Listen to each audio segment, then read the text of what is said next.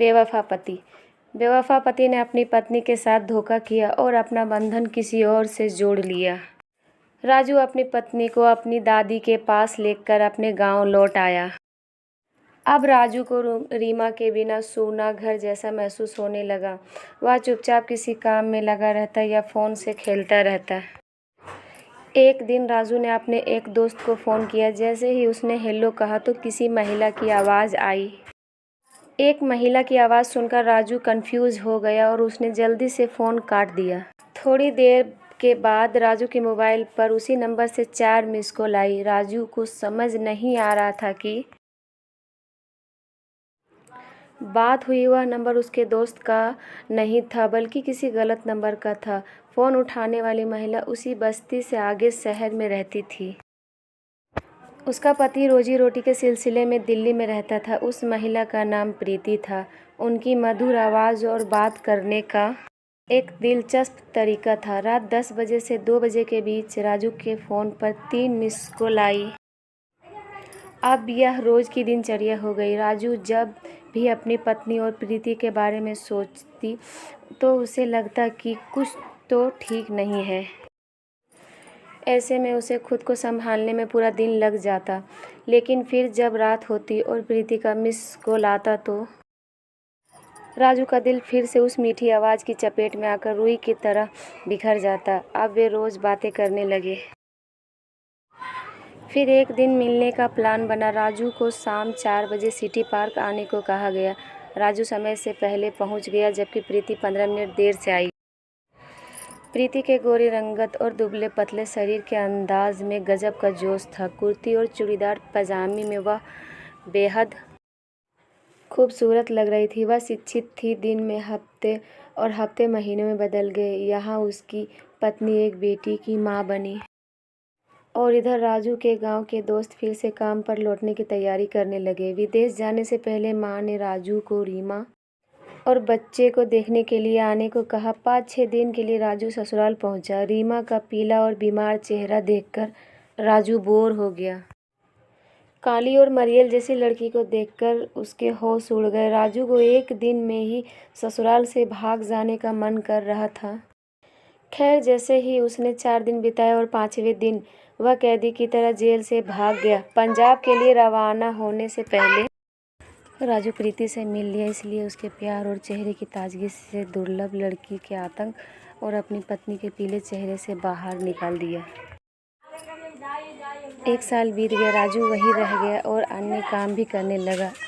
अब वह प्रीति को पैसे भी भेजने लगा।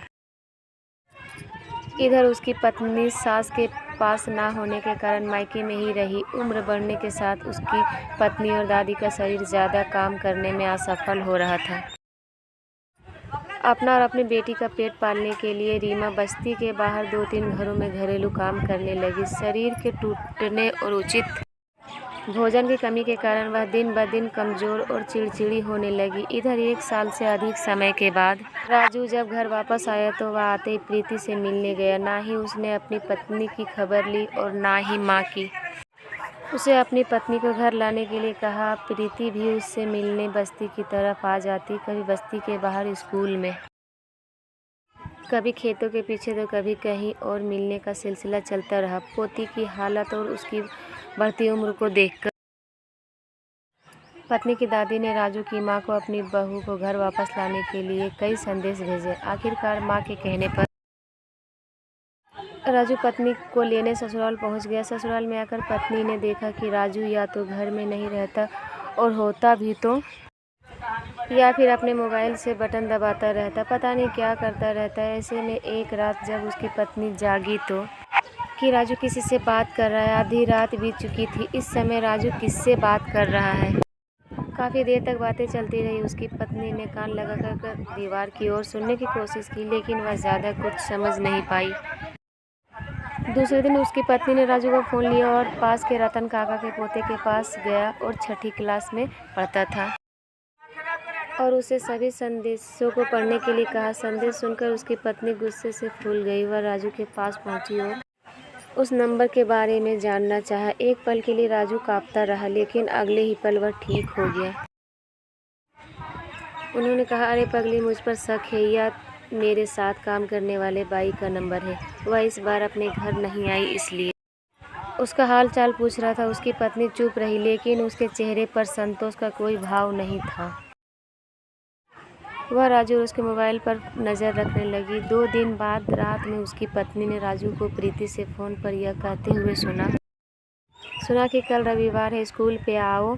2-3 दिन बाद मुझे फिर जाना है। दूसरे दिन रात करीब 12 बजे राजू घर से निकला और प्रीति के स्कूल के पास आने का इंतज़ार करने लगा। कुछ ही देर में प्रीति को दूर से आते देखा। कुछ देर तक दोनों खेतों में खड़े होकर बातें करते रहे, फिर स्कूल के अंदर आ गए। प्रीति ने थोड़ा बेचैन होकर कहा, हम कब तक ऐसे ही मिलते रहेंगे? राजू हमेशा डरता रहता है। अब मैं तुम्हारे साथ रहना चाहती हूँ, राजू ने प्यार से कहा।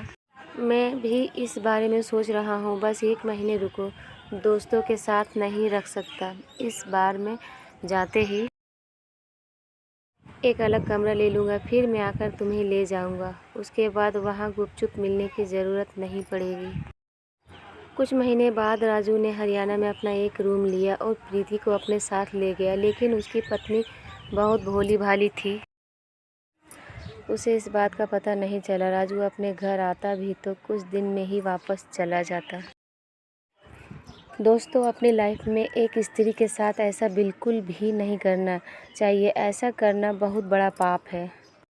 किसी के प्यार और भरोसे का गलत फ़ायदा कभी उठाना नहीं चाहिए।